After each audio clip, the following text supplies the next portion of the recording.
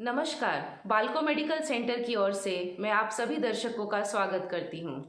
आज है world sickle cell day और इस दिन के उपलक्ष्य पे आज हमारे साथ है doctor Nilesh Jain, consultant transfusion medicine, और doctor Divyendu De, consultant hemato oncology and BMT physician, जो हमें बताएंगे आज के दिन के महत्व के बारे में और सिकल सेल अनीमिया के बारे में। स्वागत है आपका डॉक्टर। नमस्ते। तो आज हमारे पास कुछ सवाल हैं जो मैं आपसे आज करने जा रही हूँ। हमारा पहला सवाल है डॉक्टर नीलेश जैन से, सिकल सेल अनीमिया क्या है? 19 जून दिन का सिकल सेल से क्या महत्व है?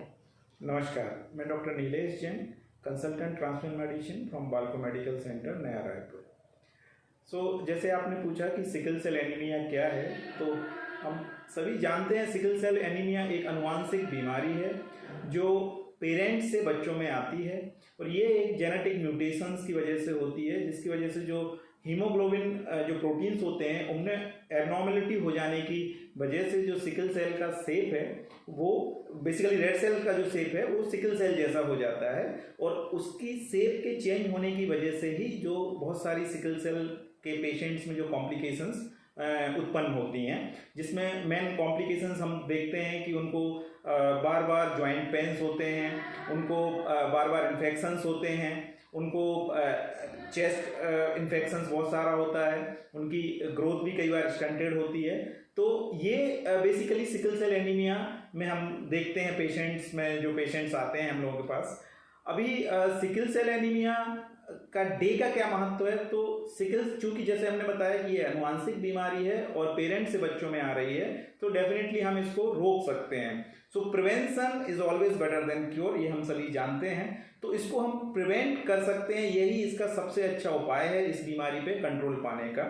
और 19 जून का जो दिन है ये sickle cell world sickle cell anaemia day के रूप में मनाया जाता है। इसका सिर्फ और सिर्फ इतना ही महत्व है कि हम ज़्यादातर लोगों में सिकल सेल एनीमिया के बारे में बताएं, उनको अवेयर करें और इसको कैसे रोक सकते हैं इसके बारे में हम ज़्यादा से ज़्यादा पब्लिक को अवेयरनेस क्रिएट करें। इसको रोकने के जो उपाय में हम यदि देखें तो चूँकि जन्म से ही ये बीमारी होती है बच्चों में, तो हम यदि जो एंटीनेटल टेस्टिंग्स जिनको बोलते हैं, जैसे कि जो हम सिकल सेल जिनमें होता है या कोई भी हीमोग्लोबिनोपैथी होती है उसमें HPLC नाम का जो टेस्ट होता है, जो कि एक सिंपल सा ब्लड टेस्ट होता है, उससे पता लगा सकते हैं।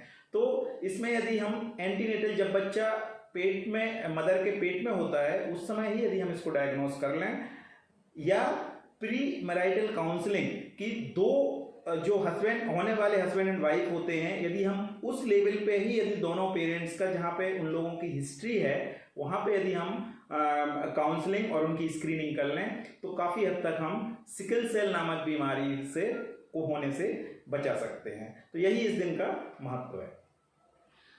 मेरा अगला सवाल है डॉक्टर दिव्येंदु दे से, सिकल सेल अनीमिया के लक्षण क्या हैं? नमस्ते, मैं हूं doctor Divyendu De, consultant haematologist and haemato oncologist from Balco medical centre.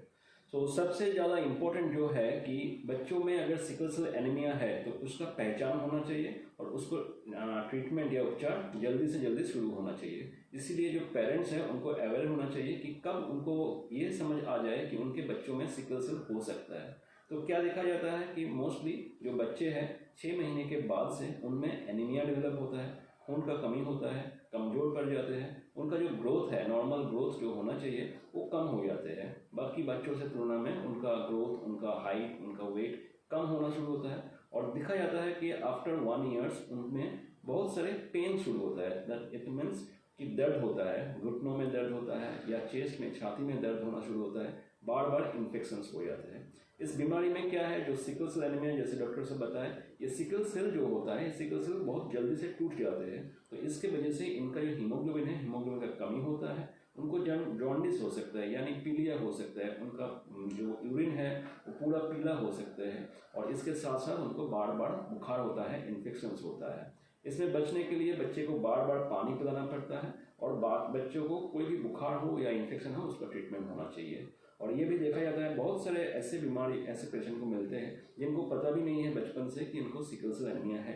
जब इनको कोई सर्जरी होता है या प्रेगनेंसी के टाइम पे एडल्टहुड में या फिर कोई दूसरे कारण में जब उनका टेस्ट होता है तब पता चलता है कि सिकल सेल एनीमिया है। लेकिन पहले से अगर इस बीमारी के बारे में थोड़ा जागरूक हो जाए और जब भी ये एनीमिया है उस टाइम पे उनका जो HPLC टेस्ट है, एक ब्लड टेस्ट होता है, ये ब्लड टेस्ट किया जाए तो उसमें पता चल सकता है कि इसमें सिकल सेल एनीमिया है।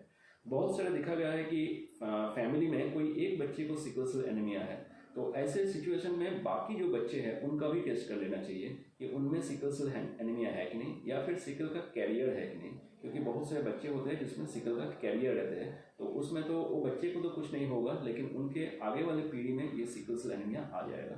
तो इसके लिए ब्लड टेस्ट होना चाहिए, ब्लड टेस्ट करके दिखाना चाहिए हिमाटोलॉजिस्ट को और उसमें उपचार स्टार्ट कर देना चाहिए। मेरा अगला सवाल है डॉक्टर नीलेश से, सिकल सेल एनीमिया का उपचार कैसे किया जाता है? सिकल सेल एनीमिया जैसे कि लक्षण के बारे में हमें मालूम चल गया, अभी डॉक्टर देवेंद्र ने बता दिया। तो अभी इसका हम कैसे ट्रीट करें, तो ट्रीटमेंट भी इसका बड़ा सिंपल है, बशर्ते कि जो पेरेंट्स होते हैं बच्चों के वो टाइम पे ही अपने जो भी डॉक्टर्स हैं, फिजिशियन हैं, उनसे जाके मिलें और ट्रीटमेंट लें। ट्रीटमेंट में इनको जो मेडिसिन हम दिया जाता है वो है हाइड्रोक्सी यूरिया। हाइड्रोक्सी यूरिया का टैबलेट होता है, कैप्सूल होता है बेसिकली, उसको रेगुलर लिया जाता है। बहुत ज़्यादा मात्रा में पानी पीने का बोला जाता है और कोई भी ऐसी सिचुएशन जहाँ पे बहुत ज़्यादा ऑक्सीजन का रिक्वायरमेंट होता है, जैसे बहुत हाइट पे नहीं जाने के लिए बोलते हैं, बहुत ठंडी जगहों पे नहीं जाने के लिए बोला जाता है, तो ये प्रिवेंटिव स्ट्रेटजी है कि यदि कोई सिकल सेल पेशेंट है उसमें क्राइसिस को कैसे रोक सकते हैं। तो वो ये तरीके हैं कि ज़्यादा पानी पीना, रेगुलर हाइड्रोक्सी यूरिया और फॉलिक एसिड का जो टैबलेट है वो लेते रहना और कोई भी ऐसी एक्सट्रीम सिचुएशंस में हमें नहीं जाए जिससे कि हमारा ऑक्सीजन की शरीर में कमी होने लगे और सिकलिंग का परसेंटेज बढ़ जाए। तो ये इसके नॉर्मल जो हम देखते हैं उपचार हैं। अभी प्रॉब्लम तब होती है जब पेशेंट्स को बार बार पेन होते हैं, बहुत दर्द होते हैं उनके शरीर में और इतना तेज और सीवियर पेन होता है कई बार कि वो सहन नहीं होता है और उसके लिए पेशेंट को हॉस्पिटलाइज या एडमिट करना पड़ता है।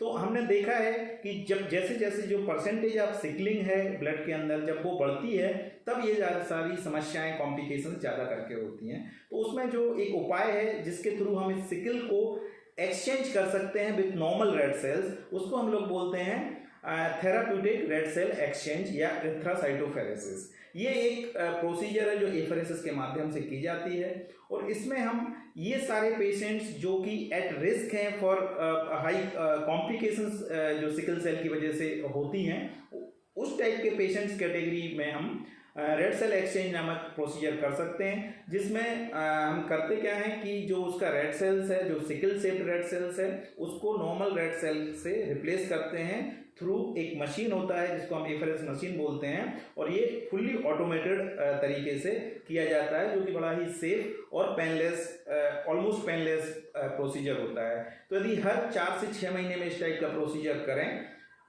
रेड सेल एक्सचेंज करें, तो हम इन पेशेंट्स में होने वाली काफ़ी हद तक कॉम्प्लिकेशंस को रोक सकते हैं और उनको एक नॉर्मल लाइफ दे सकते हैं इस टाइप के पेशेंट्स को।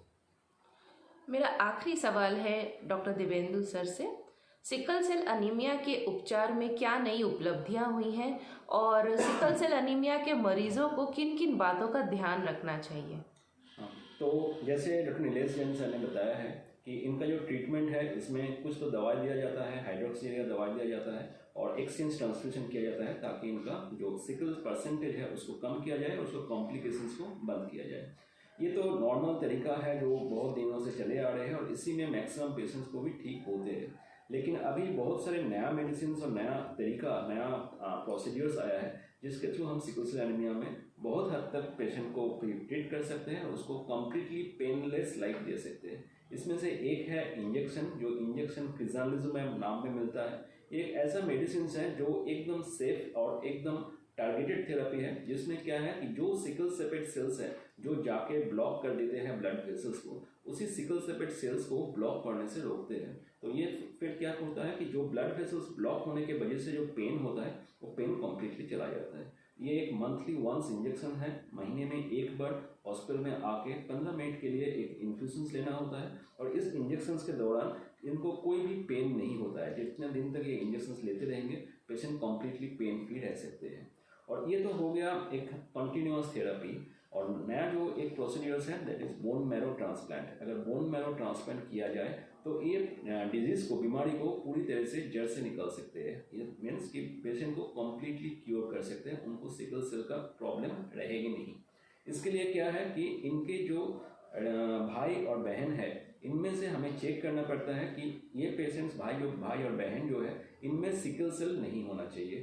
तो इनको सिकल कैरियर या नॉर्मल हो सकते हैं, बट सिकल सेल डिजीज नहीं होना चाहिए। और दूसरा है कि इनको HLA मैच होना चाहिए। ये एक तरह का ग्रुपिंग है, जो जैसे हम लोग ब्लड ट्रांसफ्यूजन के लिए ब्लड का ग्रुपिंग करते हैं, वैसे ही बोन मैरो ट्रांसप्लांट के लिए हम लोग एक स्पेशल ग्रुपिंग करते हैं जिसको कहते हैं HLA टाइपिंग। सो अगर HLA टाइप में ये जो ग्रुप है, HLA ग्रुप, ये अगर मैच होगा तो ये पेशेंट को हम लोग ट्रांसप्लांट के लिए ले सकते हैं और इस भाई और बहन को डोनर की तरह से ले सकते हैं और इनमें ट्रांसप्लांट कर सकते हैं। ट्रांसप्लांट में खर्चा बहुत ज़्यादा है, वन टाइम खर्चा है, 15 लाख के आसपास खर्चा होता है। लेकिन हमारे पास, हमारे बालको मेडिकल सेंटर में बहुत सारे NGO जुड़े हुए हैं, बहुत सारे गवर्नमेंट स्कीम चलते हैं जिसके थ्रू हम लोग ये ट्रांसप्लांट कर सकते हैं। और एक बार ट्रांसप्लांट हो जाए तो आफ्टर ट्रांसप्लांट कॉस्ट बहुत कम है, उसमें और ज़्यादा खर्चा नहीं होता है। आमतौर से सिकल सेल पेशेंट्स को ज़िंदगी भर जितना ट्रीटमेंट लेना होता है, उसमें जितना खर्चा होता है, ट्रांसप्लांट के बाद ये खर्चा बहुत कम हो जाता है। तो हम लोग को ये अवेयरनेस भी जारी करना चाहिए, ये अवेयरनेस भी होना चाहिए कि जो भी पेशेंट, जो भी घर में फैमिली में सिकल सेल पेशेंट है, उनके भाई बहन का टेस्ट होना चाहिए कि उनमें सिकल सेल है कि नहीं। अगर नहीं है तो उसमें HLA टाइपिंग करके देखना चाहिए कि वो मैच है कि नहीं। अगर मैच है तो उनको जरूर ट्रांसप्लांट फिजिशियंस के साथ संपर्क करना चाहिए, ताकि बोन मैरो ट्रांसप्लांट के माध्यम से इनको सिकल सेल एनीमिया को कम्प्लीटली हटाया जाए। तो हमारे ये सिकल सेल डे में यही अवेयरनेस मैसेज रहेगा कि आप लोग जागरूक बने और ये सिकल सेल बीमारी है कि नहीं इसके लिए ज़रूर टेस्ट करें, जल्दी से टेस्ट करवाएं। इनिशियल डेज में जैसे ब्लड ट्रांसफ्यूजन, एक्सचेंज ट्रांसफ्यूजन सही तरीके में और सही टाइम पे आके करवाएं ताकि उनको कॉम्प्लिकेशंस ना हो। और अगर पेशेंट फिट इनफ होता है कि उनको ट्रांसप्लांट किया जाए तो जरूर ट्रांसप्लांट में जाए, ताकि सिकल सेल पेशेंट्स को, सिकल सेल डिजीज़ को जड़ से मिटा सकते हैं। धन्यवाद। Thank you. धन्यवाद डॉक्टर, और सभी दर्शकों का हमारे साथ जुड़ने के लिए भी धन्यवाद।